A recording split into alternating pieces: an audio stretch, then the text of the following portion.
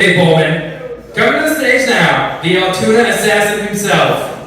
Give it up for Jeff Newell.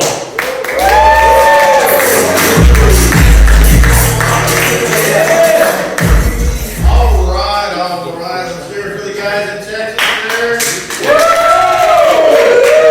Oh man, now hey, when you guys were traveling, did you guys ever come across some weird food signs, you know? Yes. Weird restaurants and stuff? Yes. What's the weirdest one you seen? Bub, you go say it. Oh yeah. I was going down 30 there. They had one called Farm Animal Rescue and Barbecue.